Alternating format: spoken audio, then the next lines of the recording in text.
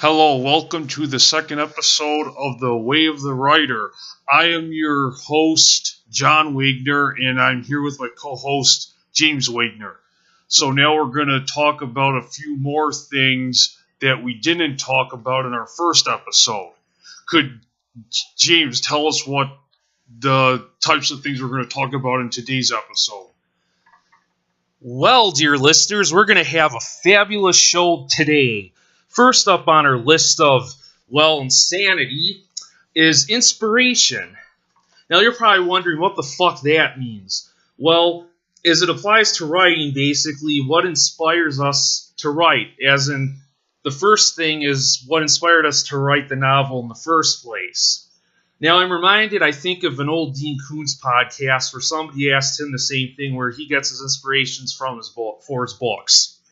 If I remember correctly, dear readers, he said, or listeners, excuse me, I'm not reading a book here, I'm talking, so I get confused. But anyway, he said that when people asked him that question, he said he didn't know where he got his inspiration from, it just happens. And I think that's really applies here, but I'm going to do my best to answer it anyway. Because why can I give you just a simple answer when I can give you an extremely complicated and convoluted answer? That'll waste all of our time. Yay! But hopefully we'll learn something anyway, because after all, this is edutainment. I would say for the actual book, John basically came up with the idea for the book, so I don't know where exactly he got it from. I know we talked about our influences, like Berserk, is a big influence, at least for book-wise or manga-wise, but yeah, in general terms, it was an influence. Because I know influence and inspiration can be very similar to one another. Now, I'm going to ask John right now if he had any actual inspiration for the book, if anything triggered an idea in his little mind. That would be implying that I have a mind, but that's okay, so I digress. I think the inspiration for it probably was more general than any specific thing. So going back to Berserk, I think that was a general thing in terms of the type of content we want in the book, like violence, action, themes, things of that nature. So I would say that was probably the biggest thing that inspired me to come up with something because Berserk's such a good story, or has good stories in it because of multiple story arcs and good characters, and it was just so fascinating to me that that's kind of what inspired me to do it. And a lot of movies too that have good stories and characters and movies that we like, those inspired me to write something of my own. Or our own. So it's not any specific type of movie, but it's just like entertainment in general, I would say. From movies to manga or comic books, even actual books too. Because I just like the idea that somebody makes up a story regardless of the medium, and I just felt that I wanted to do something like that too. So that's why when it comes to inspiration, it's a lot of many different things across all mediums, that influenced me or inspired me to do this. And I'm thinking it's probably the same way with James as well. Okay, that was kind of a rehash from the previous episode. It's always good to have some filler material. We all know, like, the Golden Girls excelled at that, and many other shows of our liking. But I'm going to try and take it from a different angle this time, because it is hard to describe this. I would say that writing's always been something we wanted to do, and I guess you could say it's part of our DNA. But I think that a big thing that probably inspired us to write, maybe more in general than just this book, but certainly that's a part of it, is the internet. What I mean is not like researching stuff on the internet, topics and stuff, which we have done, but I mean just the internet itself, because when the internet came about and the World Wide Web came about, it made it easy to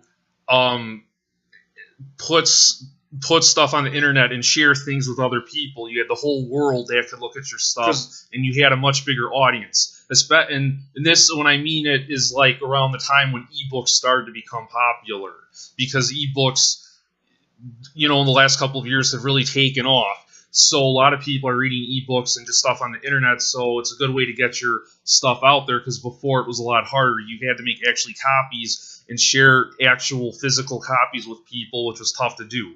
Like family and friends, and that was about it. Now you can put it on the internet and have strangers everywhere see it.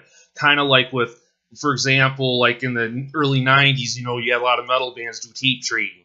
Or just not just metal bands, but all kinds of people who were, all kinds of music fans had to trade tapes underground, and now with the internet, you can put music on there too, so it's like the same idea.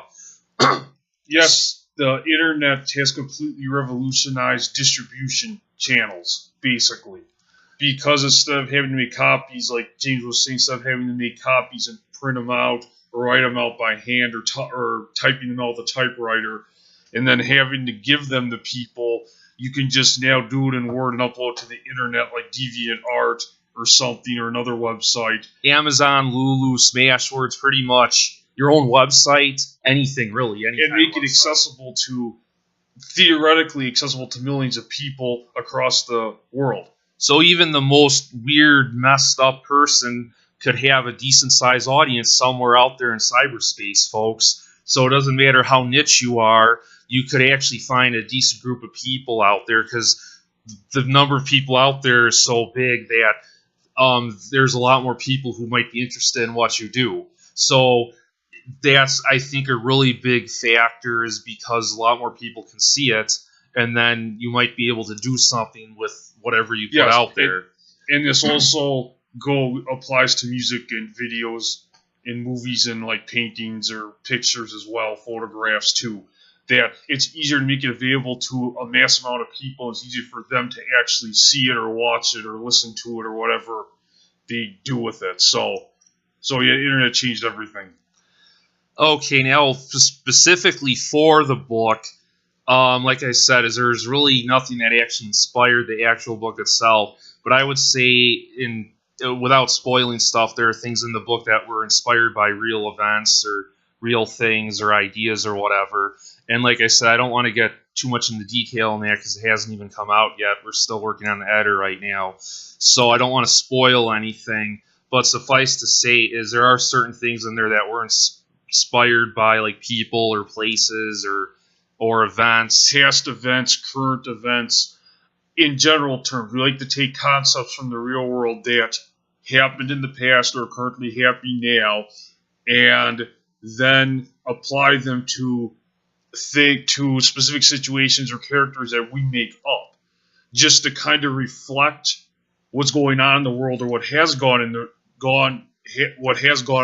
in the real world, so that way it's easier for people to relate to it, because it makes the world we create similar to our own. Instead of being so alien or foreign to it, it'll feel more like the actual real world. And then so that's how we like to take things from the real world and put it into our own world that we create with our own people. Because who said fiction has to be fake? It's fiction. It can be inspired by real stuff. It can have real stuff in it. Absolutely. Yeah, fiction doesn't have to be all made up stuff, which is, well, impossible anyway, because no matter what you make, it's going to be based off something real. Otherwise, nobody would know what you're talking about. Yeah, even with these concepts, somebody's copying them directly, or we can exaggerate them or change them a little bit. But basically, the major themes of stuff do come from the real world, because that's the most interesting. And actually, everything kind of has to, because unless you come up with all kinds of new stuff, which I don't know if that's even possible to be completely 100% original, but, take something, put a twist on it or whatever, so which is what most things do, or like movies or stories that people write. But I kind of like to think of inspiration as like maybe a subconscious thing, or like a black hole from which not even light can escape, because it's hard to pinpoint exactly where you get ideas from a lot of the time. And I know sometimes you can be like, oh yeah, I got an idea from this. But like I said, for the book itself, it just kind of happened. Yeah, inspiration is a magical thing. It's all mystical and shit. You really don't know exactly where it comes from. You can't pinpoint maybe exactly what it is as well, but you can kind of describe it a little bit, but it's just something that happens subconsciously. Usually, I don't think you're really aware of it with that exact moment that something influences you to want to do something. Well, you can have a certain moment like with us in Berserk, but more like general terms that you can look at it like a certain event or whatever that got you into it, but that made you make the choice to write your story or whatever, but it's not like a scientific thing. There's also like stuff to it, kind of like the Force from Star Wars, where you really don't understand. Well, before the prequels, that you Yes, really we're don't. actually mentioning the Star Wars prequels. Yes, before the prequels, where it was more mystical or magical, and you kind of understood it in general terms. So that's kind of like how I think inspiration is, where you can detail some things, but a lot of it is just you really don't know. Try to think of it, dear listeners, as more of a maybe like a feeling, a warm, fuzzy feeling. And I suppose I'll leave it at that, because I can do even more comparisons to other certain things. Oh yeah, Which maybe we'll leave for another time. Okay, the next thing I want to talk about is more maybe the technical, kind of mechanical stuff of writing. This is a very interesting concept I've come across over the years. Well, we both have. And even though we're pretty good about this, not doing it, it's an interesting thing. One of the topics in literary criticism I like to call purple prose. Now, for people out there who don't know what purple prose is, I'll give a quick rundown. I think you have the definition. Yes, I do. So I'll let him handle it this time. Purple prose is usually prose, or probably as you know it as text, that is so extravagant, ornate, or flowery as to break the flow and draw excessive attention to itself. So it's usually characterized by excessive use of adjectives, adverbs, and metaphors. So it's basically overkill. Not the metal band from New Jersey. Yes, the thrash metal band from New Jersey. Okay. Basically, translation that means is that you go so over the top with prose, like artsy, flowery language, that you basically have no idea what the hell's going on anymore, and it just goes off the rails, and you lose track of the story, and you're trying to figure out what's going on. It's like, oh my god, I don't know what's going on. There are metaphors and stuff, and it's like convoluted and crap. Yes, Billy. Now, like I said, we haven't really done this much in our book. We've been pretty good about that. But I have seen examples, and examples I've seen, I think, were from like a contest. I don't know if this is like a website or there's some contest for purple prose where the winner can win like money, and the idea is to come up with the biggest purple prose thing. You can, like, in the winner is the person who comes up with the, I guess, worst purple prose thing, like the most over the top, like really unnecessary kind of description of something. And it's been a while, so I don't know the exact details of this contest, but the point is there is like a contest out there where, for that kind of thing.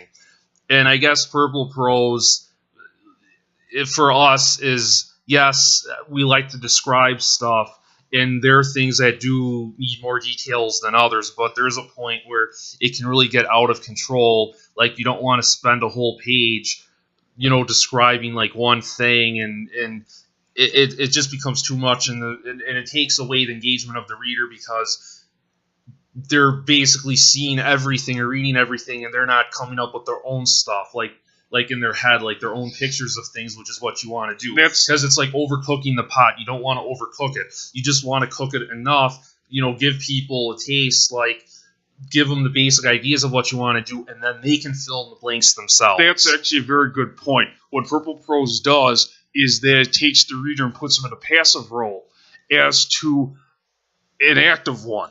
And when you describe stuff but not fully or completely, and let the reader fill in the blanks, that gives them the opportunity to actually be part of your story and to be an active participant because they have to fill in the gaps that you don't talk about, and that actually I think makes it more enjoyable to them. And I think most readers probably would agree with that. And also it makes it harder for the reader to understand what you're saying or what the point is, like what the sentence is saying, what the meaning is.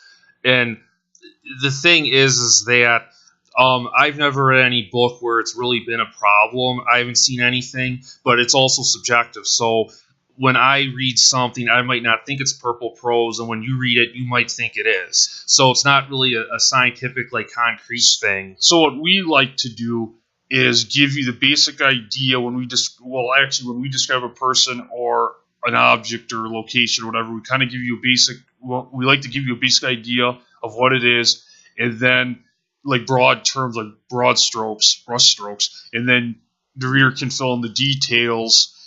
And the only time we give details is when the details are very important for some reason, and the reader has to know it. So other than that, if it's just a detail that's not important, then it's better off for the reader to do it unless they need to know it for some reason. Also, purple prose is kind of like a kind of winkery, where you heard people like playing guitar and they say, oh, they're it's too much, like when they're doing solos and too stuff. Self-indulgent, kind of thing, and it makes it look like you're trying to be like super cool and flashy, flashy, like super smart. Yeah, check out my mad skills, bitches. My mad writing skills. Like you're trying to be really, out there and cool. And like trying to impress people, braid them, like trying to impress like the super hot chick or something. Yes, like you're trying to make yourself look really good, and a lot of times it comes off is too much. Like you're cocky. It's off-putting, or people might think like you're arrogant or like a jerk, but it's off-putting because you don't, like I said, you don't need to describe every little thing in the book, and you should describe things so people can understand. Yeah, and so back to my hot chick analogy, instead of getting her to go home with you, she ends up throwing her drink in your face. So of course, that's not what you want. So you have to kind of dial it back a little bit when it comes to stuff like that. Yeah, it'd be like if all day all you did was eat, like, ice cream, and you neglected to eat fruits, vegetables, protein, fats, pretty much anything else for that matter. Healthy fats. Yes, healthy fats. So we recommend don't do purple prose, but like I said, it's subjective. So just use your best judgment on that idea. Okay. I guess the next topic we'll cover is another interesting topic that isn't necessarily good or bad. It just depends on the situation or what you're trying to do. This is show versus tell, not to be confused with show and tell, the classic grade school pastime. In show versus tell, basically what this means is you either show something in writing or you just tell people. Showing in writing would be if someone's angry, you would say, okay, they slam their fist on the table, or they yell, or they maybe attack somebody or something like that. Tell would be just what I said before. You would just say, the writer would just say, the person got angry. And the problem with that is you're not giving people a very good picture, because you want to describe things a little more than that, because you're being too, I think, basic. And usually you want to show versus tell, because show gives people a better image, and they really get an idea of what's going on. Like, that's a time where you'd want to use more description. And the one thing, though, is, like I said, none of this is necessarily good or bad. It just depends on what you want to do. Because if something's really important, like for us, we tend to show it. And if something's less important, we just tend to tell it, because you can't show everything. There are some parts when you're writing where you just don't want to describe it that much, because it's like, okay, it's not that important, so we'll just kind of give the idea of it, and we'll just tell you like this person is sad instead of showing them crying. To paraphrase the robot devil from Futurama, you can't tell people how your characters how they feel. You can't have your characters tell people how they feel, because that's lame. So you have to describe, like, I don't want to say symptoms of how they feel, but it's more like gestures or body language. It connects you with the character more because you can see them in your mind's eye. Yeah, it's not symptoms or something like that, but like the actions, I'd say, of how somebody feels. So if like somebody's mad, they clench their fists or pound their fist on the table, or squint their eyes or something, or somebody's sad, you have tears run down their face instead of saying they're sad. Or another example is if you're tired, you show them yawn. Yeah. Stuff like that, because it's more relatable to the person, and it makes it more fun. To me, at least, it makes it more engaging. It's more subtle, like that. Yeah, instead of blatantly telling people. And then once again, the reader then becomes more engaged, because now when they read the actions that the character's performing, they could say, oh, this character must be angry or they must be sad. So now they're actually kind of deducing how the character's feeling, as opposed to just being force-fed how they're feeling. Of course, that doesn't mean you can over-describe it, like spending 10 pages talking about a person being tired, like just yawning. Or, really quick, you don't want to use some weird, complicated analogy that's going to take people out of the book, because once that happens, it might be hard for them to get back into it, because I just rounded back to purple prose. Yeah, because then you end up in the land of purple prose, and that's not good. Because not everything has to be that complicated. Yes. Okay. Let's see. Is there anything else you want to do about show versus tell? Oh, yeah. Show versus tell is a very interesting concept when applied to the realm of, you guessed it, folks, you knew this was coming, sexual intercourse.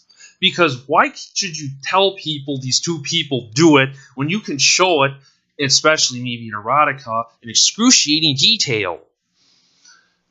Yeah. That makes it more fun for everyone. Not just the characters involved, but the readers as well. Because you get to live out your full-fledged fantasies being a sex pervert. Thank you, Hank Hill.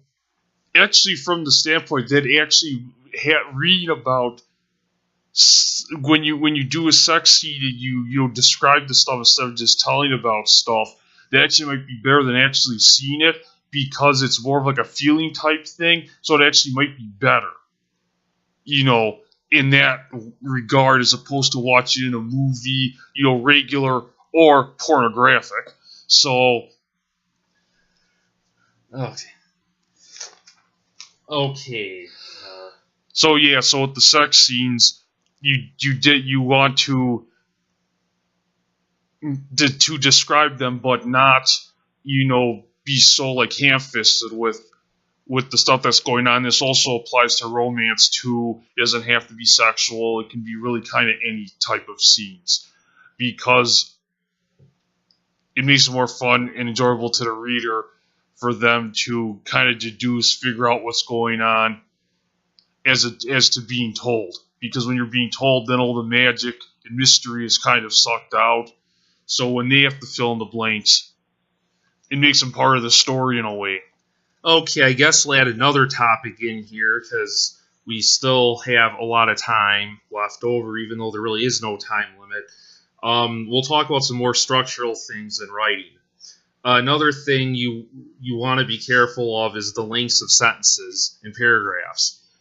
Basically, what this boils down to is you should have different lengths for sentences and paragraphs, because otherwise it's very repetitive and it gets old if everything's the same length. Yeah, it adds variety, which is a good thing. It adds a lot of variety, and something similar to that is every sentence should have a different beginning. Maybe not every sentence, but almost every sentence, because if you start every sentence with like he or she, a whole paragraph where you do that, it gets very annoying. You got to mix it up and do wordplay. Becomes jarring. Yes, you should change the sentences around to break up the monotony, and this way it gives your book more of a better flow, like it's a little more unpredictable and whimsical, and it makes it come alive because you don't know what's coming next. Because having you set the sentence, say he did, or whatever, it takes you out of the book. It distracts from the story and everything else, like that's going on, and all you can think about is how everything starts or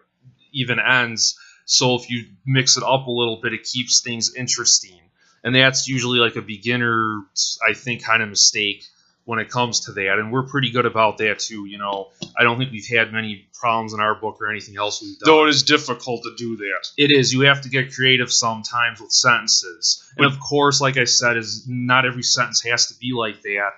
But then, yeah, but you want to do it enough to add a good level of variety, but also you have to be careful, because if you get too creative, then the sentences become way too weird sounding, and then that's bad too, because it's hard for the reader to read them then, because they seem unnatural, because they're trying to stretch and do things that isn't how people really talk or how they write sentences. So it's a balancing act. You have to be in the middle. You don't want everything to be super mundane and simplistic. It sounds repetitive, but then you don't want to have everything be so complicated that because purple prose it becomes impossible, and the reader says, "What the hell are they talking about?"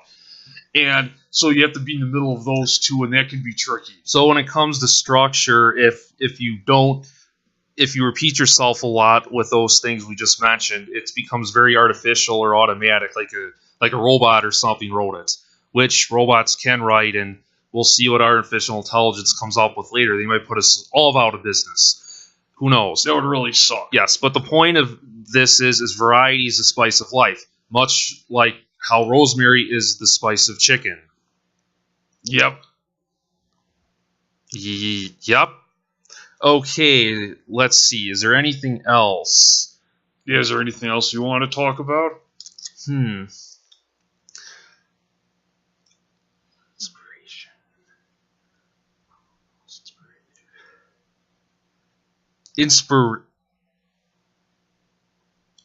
We are thinking right now. We are still here. We are not dead, folks. We are not dead.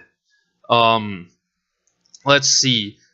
Was there anything you wanted to add to inspiration? Because that's a very, I think, open kind of concept. Not really. Like I said, it's a magical force that you can describe to some degree, but a lot of it is, I think, subconscious and it's unknowing. So it's just a wonderful thing that you really can't explain, everything about it. I just remembered something else that I was going to talk about. It just popped into my head. Don't know why, but it just happened. And that's an example of maybe inspiration. I don't know. Well, this is about being graphic and writing. I know we touched upon it in the last podcast, but I wanted to say a few more words about that. Being graphic is another thing where there are times when we think you should be and times when you aren't. Because in our book, we usually are graphic, but that's because we read a lot of books where it's not very graphic, especially when it comes to like sex, romance, mostly sex, because they just say people do it. But that's not the only thing it applies to here. When it comes to being graphic is we like to kind of dig dirty and maybe make people uncomfortable.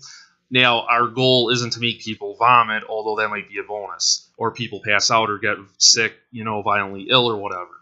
But the thing, though, is we can kind of make people a little uncomfortable or they feel kind of weird. That's probably a good thing because we're always more into details and stuff. But, of course, there are times when you can't explain everything and it would become too much. Maybe it's not that important, so we just kind of fly over it. But usually we tend to get a little graphic with, like, the fight scenes, violence, the action, the violence, some of the sexual stuff. Because being general to us is it's okay sometimes, but we're just always more into that. I don't know why. I just want to. But once again, that's like Berserk. Yeah, I just want to say that from what he said, you can probably figure out we do not like political correctness. I will repeat, we do not like political correctness. Now, there are certain things certain times and places for certain things in action. So we're not saying that you can just be vulgar like everywhere. And just because we might be graphic doesn't mean we necessarily agree with it or support it. Oh, absolutely. We put a lot of stuff in here that we don't support ourselves because that's stuff that exists in the real world. And we feel we'd be doing a disservice to everybody if we didn't really describe it or explain it thoroughly. Like if we just kind of glanced over it, we actually want to get you into the nitty gritty of what's it about, and we feel we're not doing it justice if we don't really go into the blood and guts of it. And we also believe that there are some cases where not being graphic or not showing something actually is better than showing it, because it can make it scarier, can make it more horror movies, for example. Yeah, there's sometimes where we're showing where less is more. So yes, we are aware of that, and there are certain scenes I think where that fits better. But I want to make it clear, dear listeners, once again, I made a mistake. But after all, we're only human. But what I was going to say is that our book is not a horror book. I'm just using it as an example where usually the less you see, the scarier it is and the better. Mostly because a lot of the older horror movies had very bad costumes and cheap special effects and stuff. But I think in books it probably applies too. But since we're not a horror book, we might have some horror kind of things in it that might be up for debate. We feel we can be more graphic than not. But there are times where we don't really need to be. For example, if someone's going to sit down in a chair, does it really need to be that graphic? And also, since you have to use your imagination with fiction, with writing, the reader themselves can decide how graphic they want to be. So they can decide how far they can go. Yeah, they will go. The reader can always add his or her details to it. So when we're graphic, we're not graphic to the point where the reader can't do any work on his or her own, because that would be, once again, overkill. So we try not to be super, super graphic, and then the reader, if they want, they can be as graphic as they want to be. Or if they don't want to be as graphic, that's fine. But there's still always going to be a little more graphic because that's how we wrote it. So you heard it right here. Readers can decide how nasty they want to be, and we decide how nasty we want to be. And we're not going to go into how nasty we could be. Yeah. But at least not right now. But like I said, though, there are certain types of places for things. So we're saying we don't think there should be a free for all where you can just go around and say do whatever you want in the real world. But in a story format, you can be a little more edgier or more graphic with things than what you'd be in the real world. So I just want to say that no, we do not believe in total anarchy and stuff like that. So no, believe it or not, there actually is a plot to this. Yes, that we believe in. We are not the Joker from The Dark Knight. Yeah, we believe in rules and limits and stuff. Because I just want. But remember, there's always limits to infinity. Yes, and I just want to make that clear because I said before that we don't like political correctness, but that's because we think it's bad for society and whatever. So we just want to write about what we are interested in and how we want to present it, and basically do what we want. So, at our own discretion. I guess one more thing I just remembered that it's probably a good time to go over is, I guess this is kind of a structural thing maybe, but since we're on a roll here, and in case you're wondering, it's a potato roll with flour on it. Yum. This topic is like subplots in books. Usually with fantasy, you have a lot more subplots or side quests, people call them too. And ours isn't a fantasy book, once again, it's speculative fiction. But with our book, it's really more linear. We didn't really go overboard with side quests or side plots, and books, of course, can do that and it can get out of control, like purple prose. But basically, because we're more amateurs or beginners, we decide to stick with a more linear story where there's one main story. And I guess you could say there's maybe little side plots here and there, side quests, if you want to call them that. Yeah, we like multi-dimensional stories. Because they add different layers and makes them more interesting. But they're very... But you have to be careful, again, because if you get too many of them, then everything becomes complicated and nobody knows what's going on. But all our side stuff is very secondary to the main plot. So, for the most part, there is really only one main story with other little things in there that necessarily don't have to do with the story, because you got to have some fluff. If you just go from point A to point B, I think it would be very boring. Like, you got to put some padding in there. Padding, fluff, and makes it more realistic, because that's how the real world is. Yes. Not everything is strictly plot point, plot point. It's not like a skeleton crew kind of thing. You got to have some extra stuff in it. Yeah. So a story is supposed to, especially with the dialogue, is supposed to not exactly replicate real life completely, but it's supposed to simulate it. You know, like an incredible simulation, where it's supposed to be close to it, but not exactly what it is, because there's so much like mindless dialogue and stuff that if you actually put that into the story, it would become obnoxious and dumb. Yes. So the book is supposed to not be an exact replica of real life, but an incredible simulation of it.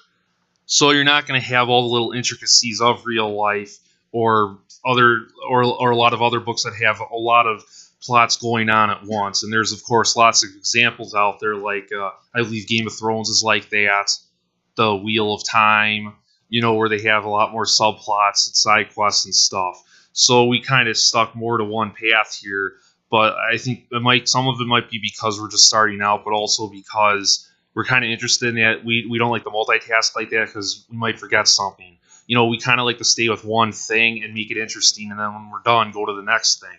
Because otherwise it could become very chaotic and just a big jumbled mess. So I think leave all that multitasking to the professionals in writing. Yep. You got to be very organized, and even though we are organized, that might be beyond us, at least right now. So later on, who knows, stuff might get a little more complicated, but that's kind of the way we are right now. Damn right.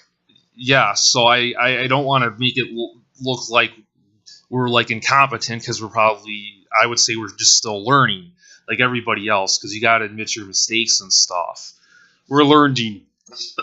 Yes, learning with a D. We go to school. Public school. Pubic school. Yes. Yes, we have. We have a very juvenile sense of humor. So, anyways... No surprise there if you've listened to the previous podcast. Yep. So, is there anything else you want to talk to the good folks out there? Well, since I've come up with most of the ideas, probably I'll throw it out to you if you want to add anything. No, I don't think there's anything else I want to say to the good folks out there in radio land. Well, it's really not radio, I should say internet land. So, I guess we'll say if there's anything you listeners out there want to add, you can please email us, because our email address is on the YouTube channel, or fill out the comments section below the video. Just drop us a line any way you want to. We also accept pigeons. So, with notes attached to their feet. Or what I like to call the Mike Tyson mystery method. Yep. You can do that, or you can just listen and you can imagine having a conversation with us in person. Yeah. And then we can live in your head rent-free for all of eternity. Yep. So, so don't forget to leave comments in the comments section, bitches. You also forgot bastards, because you have female and male members of the audience. I think men could be called bitches. Yeah, maybe they can. Actually, that's interesting. You hear women called bitches, and you have men called bitches and bastards, but you don't really hear women called bastards? Maybe? That's actually a very interesting observation. I just thought of it right now. Well, anyway. Well, we'll explore that versatile topic another time. Maybe we'll explore that in a future episode of something. Okay, so I think we're going to end this now, because we just keep going until we run out of stuff to say or we lose interest. So this is John Wagner signing off. And James Michael Wagner signing off. John Christopher Wagner, if you are interested in my middle name. Yeah, so we'll end with this. For John. For John, bitches.